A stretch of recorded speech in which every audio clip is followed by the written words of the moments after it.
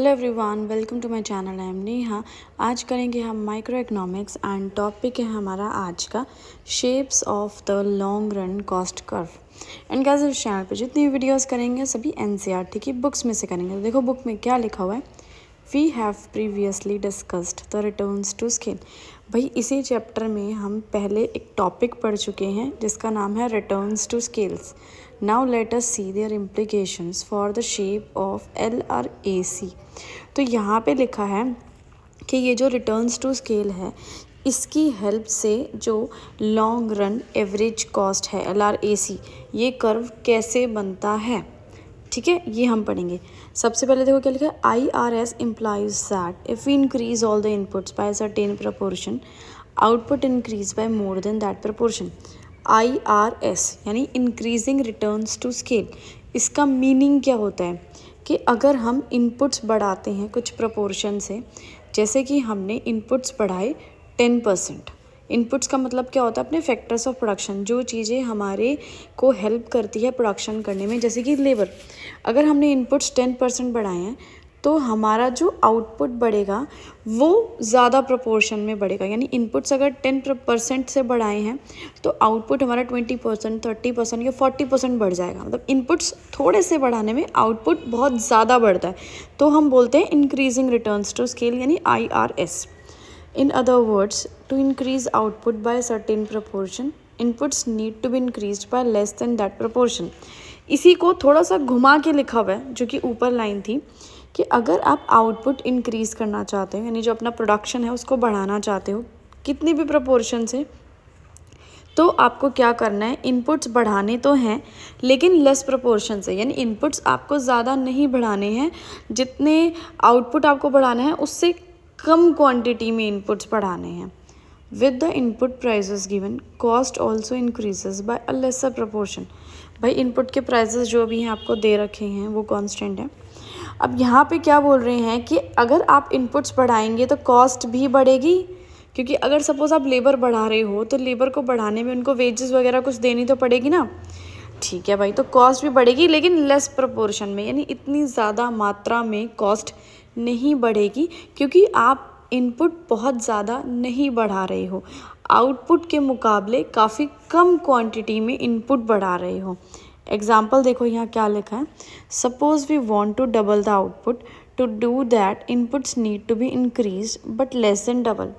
अब यहाँ पे क्या लिखा है, सपोज हम आउटपुट डबल करना चाहते हैं, यानी जो प्रोडक्शन कर रहे हैं, सपोज पहले हम 100 यूनिट्स बना रहे थे, अब चाहते हैं हम के डबल हो जाए, 200 यूनिट्स बनने लग जाए, तो इनपुट्स बढ़ाने की ज़रूरत है। जाहिर सी बात है, ज़्यादा लेबर जब आएगी या ज़्यादा कैपिटल कुछ भी आप ज़्यादा लगाओगे तभी तो आपका प्रोडक्शन बढ़ेगा।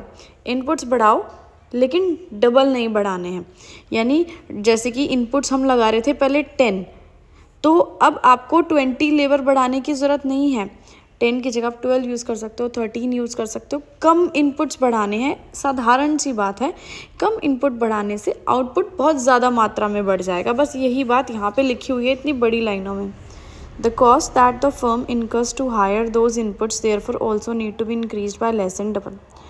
सो यहाँ पे क्या बोला है कि जो फर्म है उसको जो भी कॉस्ट लगेगी, उसका जो भी खर्चा आएगा उन इनपुट्स को बढ़ाने में, उससे क्या होगा, इतनी ज़्यादा नहीं बढ़ेगी, डबल जितनी नहीं बढ़ेगी। क्यों डबल जितनी कॉस्ट नहीं बढ़ेगी, कॉस्ट डबल क्यों नहीं होगी, क्योंकि हमने 10 लेबर की जगह 20 लेबर नहीं करी है, हमने इनपुट्स डबल नहीं करे हैं, हमने इनपुट्स थोड़े से ही बढ़ाए हैं, 2-4 यूनिट्स इनपुट बढ़ाए हैं, जिसकी वजह से कॉस्ट भी डबल नहीं बढ़ेगी, कॉस्ट भी थोड़ी बढ़ेगी, लेकिन आउटपुट डबल हो जाएगा, प्रोडक्शन डबल हो जाएगा, क्योंकि यह इंक्रीजिंग रिटर्न्स टू स्केल है। What is happening to the average cost है।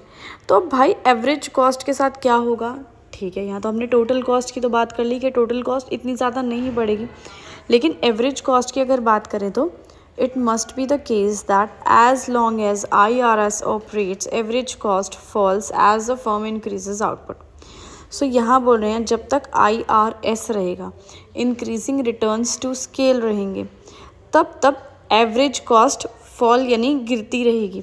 क्यों भाई, एवरेज कॉस्ट क्यों गिर रही है, इसका रीज़न क्या है कि हमारी ये जो टोटल कॉस्ट है ये बहुत तेज़ी से नहीं बढ़ रही है, और जब टोटल कॉस्ट तेज़ी से बढ़ेगी ही नहीं इतनी तो टोटल कॉस्ट निकलती किससे है, एवरेज कॉस्ट निकलती किससे है, टोटल कॉस्ट से ही निकलती है। तो टोटल कॉस्ट इतनी तेज़ी से नहीं बढ़ रही तो एवरेज कॉस्ट कैसे बढ़ जाएगी, है ना।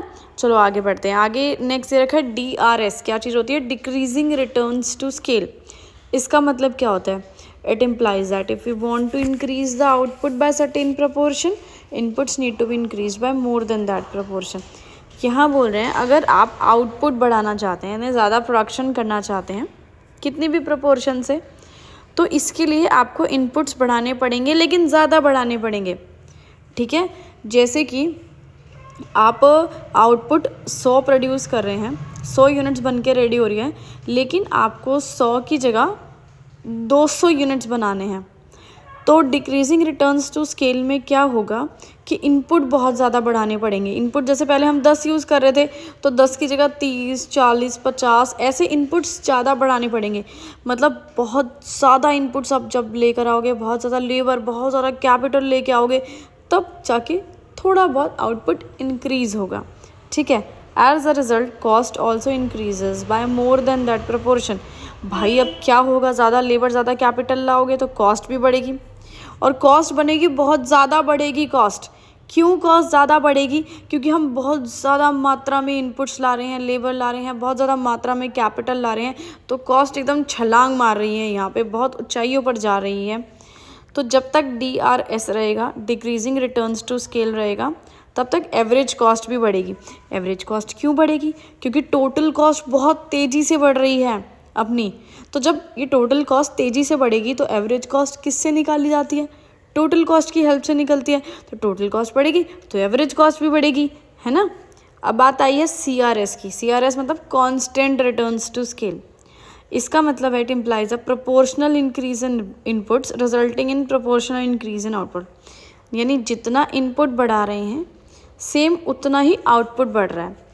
जैसे कि अगर आप क्या कर रहे हो, इनपुट डबल कर रहे हो, 10 यूनिट की जगह 20 यूनिट कर रहे हो इनपुट, तो आउटपुट जो पहले 100 यूनिट था उसकी जगह 200 यूनिट हो जाएगा। यानी दोनों ही डबल बढ़ेंगे, इनपुट भी डबल बढ़ेगा, आउटपुट भी डबल बढ़ेगा, दोनों सेम परसेंटेज से इंक्रीज होंगे। ये होता है कांस्टेंट रिटर्न्स टू स्केल।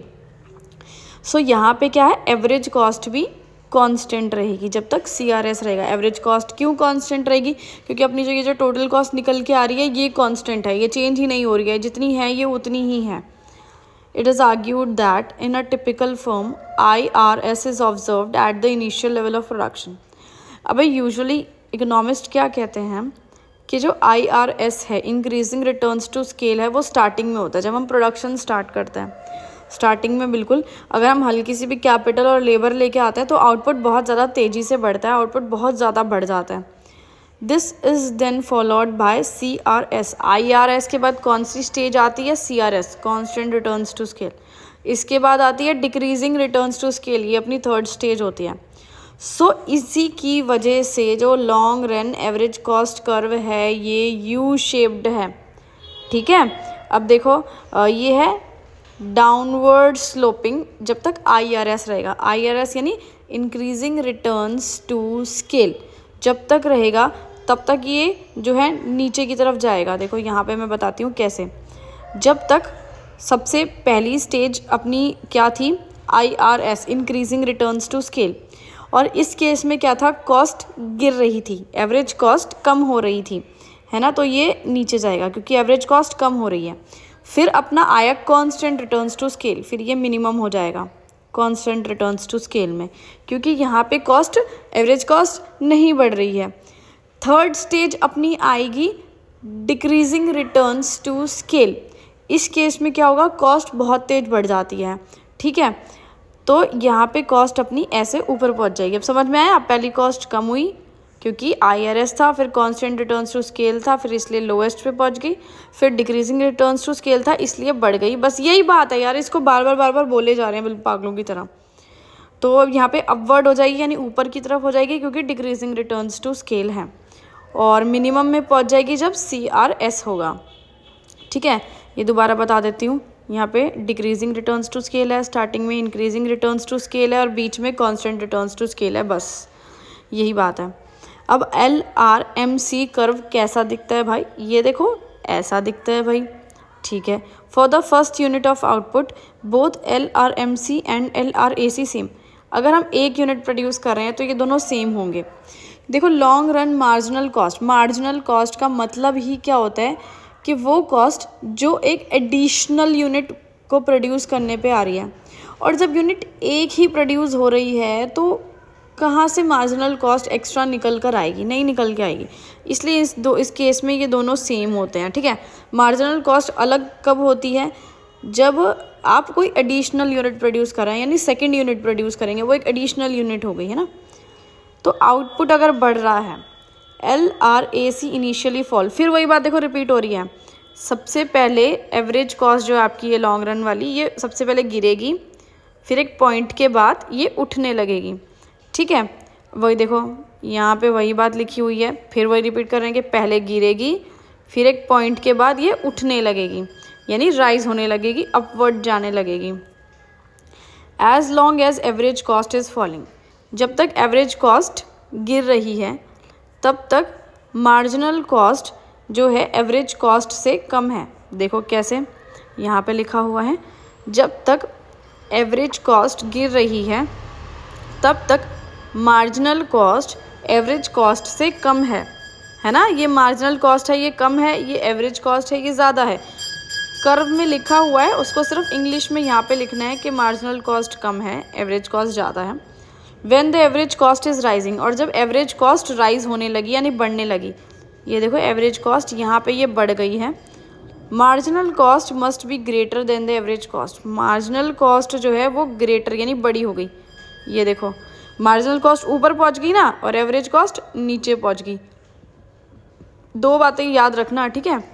चलो, LRMC curve is there for U shaped, LRMC curve भी यू शेप्ड हो गया है, वेरी गुड, दिख रहा है बिल्कुल। It cuts the LRAC curve, भाई ये दोनों कर्व आपस में कट कर रहे हैं, ये देखो M पॉइंट है, यहाँ पे ये दोनों कट कर रहे हैं from below the minimum point of LRAC। और कहाँ कट कर रहे हैं, जहाँ ये जो लॉन्ग रन एवरेज कॉस्ट है इसका मिनिमम पॉइंट है, यानी ये जो लॉन्ग रन एवरेज कॉस्ट है ये जहाँ पे मिनिमम हुई यहाँ पे इसे ये कट कर रहा है। फिगर 3.9 है, ये देखो भाई फिगर 3.9 है, ये कर्व आपको दिखा रहा है, दोनों की शेप दिखा रहा है, लॉन्ग रन की और एवरेज कॉस्ट की, और यहाँ पे मार्जिनल कॉस्ट की। अब LRAC reaches its minimum at Q1, अब long run average cost minimum कब है, ये Q1 पे, ये देखो यहाँ पे ये मिनिमम है, दोबारा दिखाती हूँ, Q1 पे ये मिनिमम है, ये मिनिमम है, ठीक है। To the left of Q1 के अगर हम लेफ्ट में जाते हैं, यानी इस साइड की बात हो रही है, इस साइड की, LRAC इज़ फॉलिंग, यानी ये देखो ये फॉल हो रहा है लेफ्ट में, Q से लेफ्ट में ये फॉल हो रहा है, ठीक है भाई। और LRMC is less than the LRAC, LRMC कम है, हाँ भाई LRMC कम है, ठीक है। चलो भाई, और राइट की तरफ जाते हैं अगर Q1 के, यानी इस डायरेक्शन में अगर हम जाते हैं तो क्या देखेंगे कि LRAC राइजिंग है, हाँ भाई राइज हो रहा है, बढ़ रहा है। And LRMC is higher than LRAC, हाँ भाई ये हाई है। तो यही बात लिखी हुई है बस, और कुछ नहीं है।